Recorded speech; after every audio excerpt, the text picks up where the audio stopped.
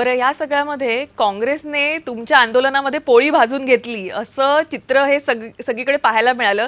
याकडे आपण कसं बघता? म्हणजे खरं तुमचं आंदोलन नसतं तर या संसदेमध्ये काय मुद्दे घेऊन जायचे?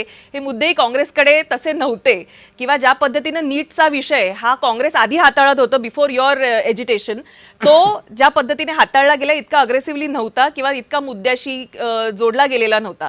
पण तुमच्या आंदोलनानंतर त्यांना एक मुद्दा मिळाला की संसदेमध्ये आपली भाषणं त्या निमित्तानं करण्याचा. याकडे तुम्ही कसं बघता? आणि तुमच्या अख्ख्या आंदोलनामध्ये ना राहुल गांधी आले ना प्रियांका गांधी आल्या, असं का झालं बरं?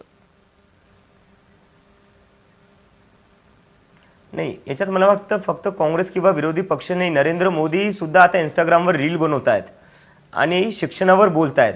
तर मला वाटतं या देशाच्या तरुणांनी एकंदरीत पूर्ण जेवढेही राजकीय सगळ्या राजकीय पक्षांना म्हणजे मजबूर केलेलं आहे एका प्रकारे, की तुम्हाला आता आम्हाला जे मुद्दे पाहिजे त्यावर बोलावं लागेल, तुम्हाला शिक्षणावर बोलावं लागेल, तुम्हाला बेरोजगारीवर बोलावं लागेल.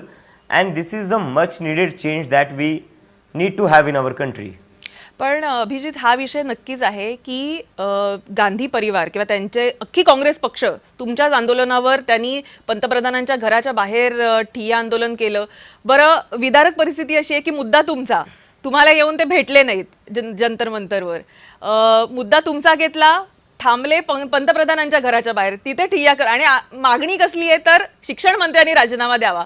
म्हणजे नेमकं चाललेलं काय होतं हाच खरा प्रश्न देशाच्या समोर पडलेला होता, की आंदोलन कोण करतंय आणि पोळी कोण भाजतंय आणि डिमांड कसली करताय आणि लोकेशन का असं चूज केलं, का जंतर मंतरवर नाही गेले?